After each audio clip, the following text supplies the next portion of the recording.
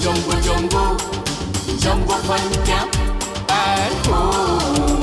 Hey, hey, jumbo, jumbo, jumbo, jumbo fun camp at home.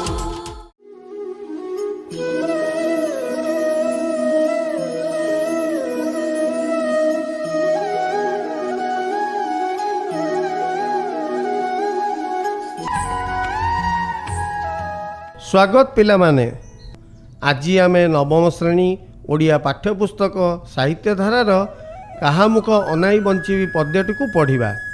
अच्छा कहल कवितार शीर्षक तुम मन को केउ प्रसंग आसूची किए क्या दंडे न देखिले रही पारिबे नाही कहार विच्छेद तांको पई असह्यबोध हेबो तांको हृदय व्यथित बिलपी उठिबो कौन किसी अनुमान करि पारिल से माने किए से हेले माता यशोदा और तांकर पुत्र श्रीकृष्ण। पुत्र श्रीकृष्ण थिले तांकर जीवधन नयन पितुला अंधर लौड़ी हृद रत्नहार निर्धन संखाड़ी और एकोईर बड़ा। श्रीकृष्ण मुख को चाही से तांकर सबु दुख जंत्रणा पासरी पकाउतिले। एबे कवितार पृष्ठभूमि संबंध में जानी रखिबा।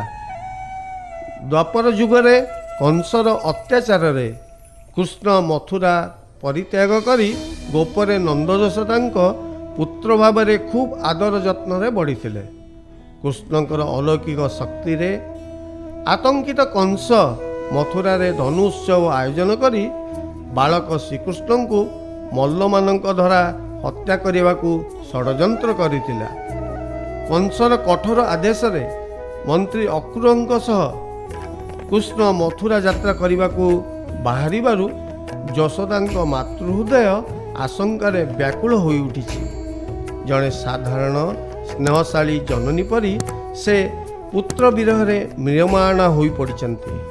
पुत्र कृष्ण बिना प्राणधारण जे असंभव ता से मर्मे मर्मे अनुभव करिछन्ति। कवितार प्रत्येक पंक्ति रे मातृहृदयर अनाबिल गभीर वात्सल्य ममता और मधुर अभिव्यक्ति उच्छ्वसित वर्णना करा जाइछि।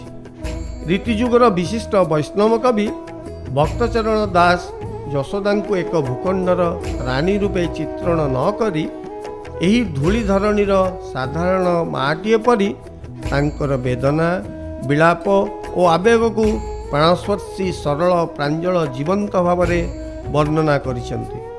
पिलाए आमे जानी रखिबा उचित जे कविता मुख्यतः आमको आनंद प्रदान करिथाए। एहाकू उपयुक्त भाव में आवृत्ति कले यह बोधगम्य हेबा संगे संगे एहार अंतर्निहित भावावेग सहित आमे परिचित होइथाउ। प्रथमे आमे कवितार प्रथम और द्वितीय पद आवृत्ति करिबा। तुमे माने भी मो सह आवृत्ति करने को चेष्टा कर। आरे बाबू श्याम घन तू गले मधुभुवन कहा मुख अनाई बंचीबी हे बदस दिग शून्य अथि रहे बजीवन निशी दिवसरे झुरु थिबिरे जीवधन जीवन बिहुने जेने झस राजा बिने जेने ग्राम देशरे जीवधन जीवन बिहुने जेने झसा काहा अंगे चतुसम लेपी बिकारी सुसम निद्रारे के हेउथिब घारी काहाकू अंजन देवी वस्त्र पाड़ी सुआईबी पितांकु मागिब केहू हरि रे जीवधन एक कथा सुमरी जीवी मरी निश्चय जेबे जीवु मधु पुरी रे जीवधन एक कथा सुमरी जीवी मरी। पिलामाने ए थिला कवितार दुईटी पद। यार संपूर्ण आलोचना करिबा पूर्वरु आस संक्षेपरे सारांश जानिबा। पुत्र प्राणा यशोदा कृष्णक मधुपुर बा मथुरापुर को जीवा कथा शुणी व्याकुल होइछन्ते। मथुरापुर को जदि कृष्ण जाती तेबे से कहा मुह चाही बंचिबे बोली भावना करिछन्ते। कृष्णक अनुपस्थिति रे तांकु दश दिग शून्य देखाଯିବ। तांको जीवन अस्थिर होई पड़िबो एवं से निशिदिन झुरी हेबे बोली कहिछन्ते। जलहीन माछ राजाहीन ग्राम और देशर अवस्था जहा हुए तांकर अवस्था सेही भली हेबो बोली से कृष्ण को जणाइछन्ते। कृष्ण मथुरापुर को गले यशोदा निश्चय मरीजिबे बोली कहिछन्ते। कारण काहार शरीर रे से चंदन अगुरु कुंकुम और कस्तूरीर प्रलेप देवे। किए निद्रा रे घारी हेबो से काहाकू अंजन लगाई देवे, काहाकू वस्त्र पकाई शुआई देवे। पितांकू किए चंद्र मागिब ए सब स्मरण करी से मरीजिबे बोली कृष्ण को कहिसंती। हाय फ्रेंड्स, कौन पद्यटी को पढ़िल तो? आग को बढ़िबा पूर्वरु एही वीडियोटी देखिबार गोटिए छोटिया ट्रिक बुझेई देउछि। एही वीडियोर डिस्क्रिप्शन देख। एथिरे रहिछि एही वीडियोर गोटे कंटेंट। तुमको जेउ पार्टी देखिबार अछि तार लेफ्ट साइड रे थिबा ब्लू नंबर्स गुडी को क्लिक कले वीडियोटी ठीक सेही स्थान रु ही स्टार्ट हेबो। कौन देखिल तो? रिवीजन कला बेले एही ट्रिक तुमरो काम रे आसीबो नुहे की? लर्न विथ जम्बर सबो वीडियो रे एही परी कंटेंट दिया जायछि। आहुरी मध्य तुम श्रेणी पई अपलोड होइथिबा विभिन्न वीडियोर लिंक मध्य डिस्क्रिप्शन रे मिलिबो। एही सूचना तुम सांग माननकु मध्य बतेई देबो। ओके, एबे जल्दी जल्दी आम यूट्यूब रे चैनल को सब्सक्राइब करो आ बेल आइकन को क्लिक करो, जहा द्वारा आमे अपलोड करिथिबा सब नुआ नुआ वीडियोर नोटिफिकेशन तुम पाखकु जीवो। हौ एबे आस सांग ठारू पद्धति को भल से बुझी नेबा। एथर आमे कठिन शब्दर अर्थ गुड़ी को जानिबा। बाबू यह श्रीकृष्ण को स्नेह औसत कह जाइछि। श्याम घनर अर्थ होछि कला मेघ, यह श्रीकृष्ण को मध्य कह जाइछि। मधुभुवन मथुरा नगरी कंसर राजधानी, जेउठारे धनुजात्रा उत्सव अनुष्ठित हेउछि। 10 दिग उत्तर दक्षिण पूर्व पश्चिम अग्नि वायु ईशान नैऋत ऊर्ध्व और अध यहीपरि 10टी दिग को बुझाई थाए। अथिर यह गोटे पद्य रूप, गद्य हेबो अस्थिर। निशी दिवस होछि राति दिन। जीवधन कृष्ण को मातांकर स्नेहपूर्ण संबोधन। जीवन होछि जल। झस माछ। चतुसम चंदन अगुरु कुंकुम कस्तूरीर मिश्रण को बुझाए। सुषम होछि भल भावरे। अंजन होछि कज्जल बा कला। पाड़ी पारिबा बा बिछेबा। हरिर अर्थ है चंद्र। मधुपुरी पुनश्च मथुरा को ही कहा जाइछि। आमे तार विषय वस्तु को जीवा। प्रथम पद। आरे बाबू श्याम घन तुगले मधुभुवन कहा मुख अनाई बंचिबी। कृष्ण धनुजात्रा उत्सव देखा मथुरा चलीगले यशोदा तांकु दंडे न देखिले रही पारिबे नाही। तांकर जीवन धारण करिबा असंभव हेबो। हेबो 10 दिग शून्य अथिर हेबो जीवन ନିଶି ଦିବସରେ ଝୁରୁଥିବେ ରେ ଜୀବଧନ। ମାତା ଯଶୋଦା ବିଳାପ କରି କହୁଛନ୍ତି ଯେ ତାଙ୍କ ପାଇଁ 10 ଦିଗ ଶୂନ୍ୟତାରେ ଭରିଯିବ, ଅନ୍ଧକାର ଘୋଟିଯିବ, ହୃଦୟ ହାହାକାର କରି ଉଠିବ, ସେ ଅଧୈର୍ଯ୍ୟ ହୋଇପଡ଼ିବେ। ଦିନରାତି କେବଳ କୃଷ୍ଣଙ୍କୁ ହିଁ ଝୁରି ହେଉଥିବେ। ଜୀବନ ବିହୁନେ ଯେହ୍ନେ ଝସ, ରାଜା ବିନେ ଯେହ୍ନେ ଗ୍ରାମ ଦେଶରେ। ଜଳ ବିନା ମାଛର ଅବସ୍ଥା ଯେପରି ହୁଏ, ରାଜା ନଥିଲେ ରାଜ୍ୟର ଅବସ୍ଥା ଯେପରି ହୁଏ, କୃଷ୍ଣଙ୍କର ଅନୁପସ୍ଥିତିରେ ଯଶୋଦାଙ୍କର ଅବସ୍ଥା ସେହିପରି ଶୋଚନୀୟ ହେବ। ଏହାପରେ ଦ୍ୱିତୀୟ ପଦ ଆଲୋଚନା କରିବା। କାହା ଅଙ୍ଗେ ଚତୁସମ, ଲେପିବି କରି ସୁଷମ, ନିଦ୍ରାରେ କେ ହେଉଥିବ ଘାରି।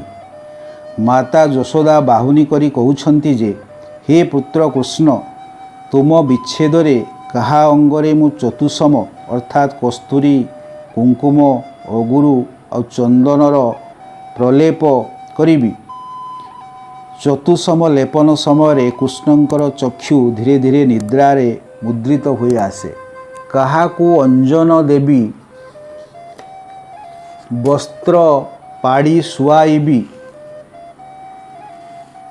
ପିତାଙ୍କୁ ମାଗିବ କେହୁ ହରିରେ ଜୀବଧନ। ଆଖିରେ କଳା ଲଗାଇ ସୁକୋମଳ ସେଜ ପ୍ରସ୍ତୁତ କରି ମା ଯଶୋଦା କୃଷ୍ଣଙ୍କୁ ଶୁଆଇ ଦେଉଥିଲେ। ଆଉ ଜହ୍ନ ରାତିରେ ଆକାଶରୁ ଚନ୍ଦ୍ର ତୋଳି ଆଣି ଦେବାକୁ କୃଷ୍ଣ ନିଜ ପିତା ନନ୍ଦରାଜାଙ୍କ ନିକଟରେ ଅଳି କରୁଥିଲେ। ମାତ୍ର କୃଷ୍ଣ ମଥୁରା ଚାଲିଗଲେ ତାଙ୍କର ବାଲ୍ୟକାଳର ସୁମଧୁର ସ୍ମୃତି ସବୁ ମନେ ପକାଇ ମାତା ଖାଲି ଝୁରି ହେବେ। ପୁତ୍ରର ବିଚ୍ଛେଦ ସେ ସହ୍ୟ କରିପାରିବେ ନାହିଁ। ଶରୀର ପ୍ରାଣଶୂନ୍ୟ ବୋଧ ହେବ।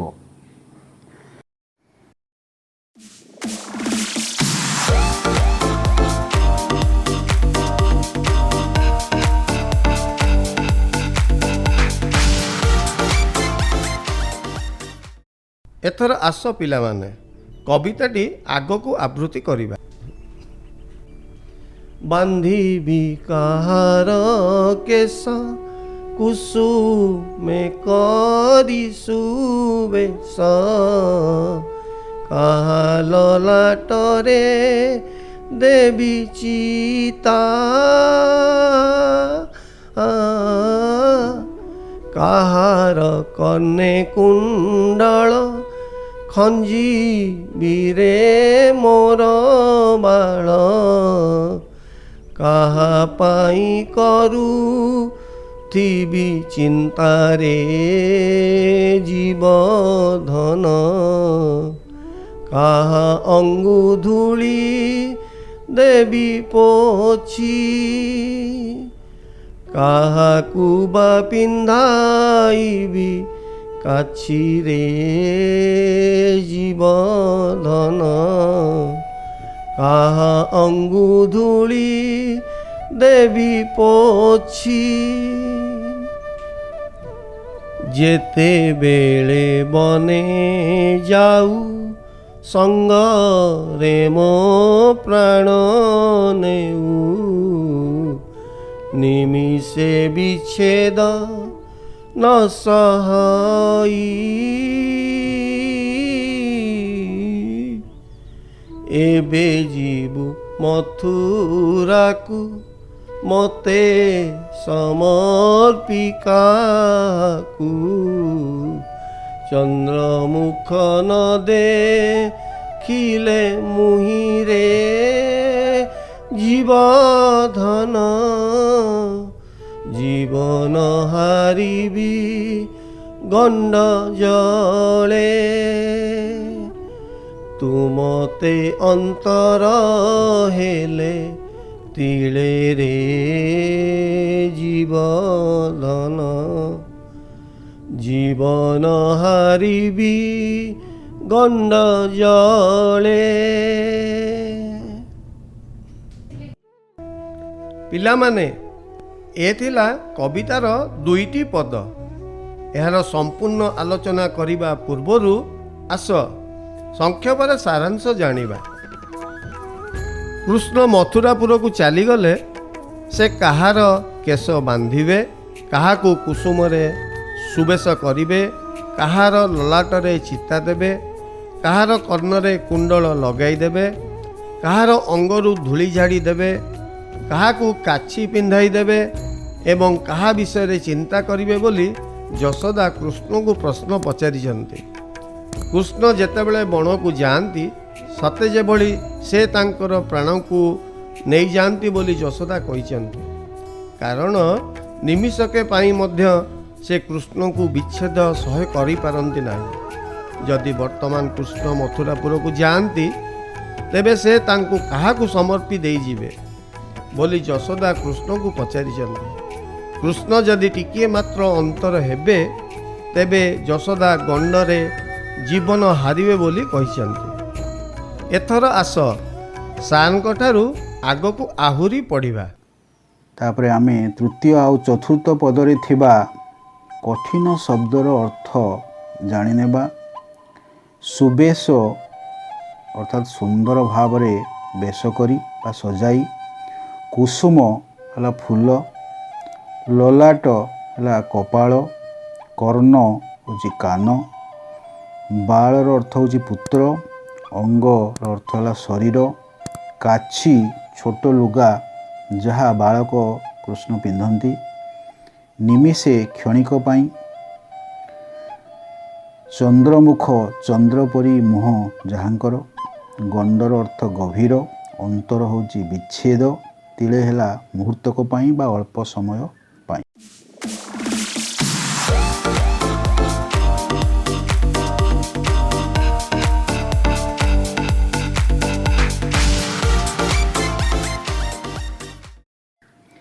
ଆମେ ତୃତୀୟ ପଦର ଆଲୋଚନା କରିବା। ବାନ୍ଧିବି କାହାର କେଶ କୁସୁମେ କରି ସୁବେଶ, କାହା ଲଲାଟରେ ଦେବି ଚିତା।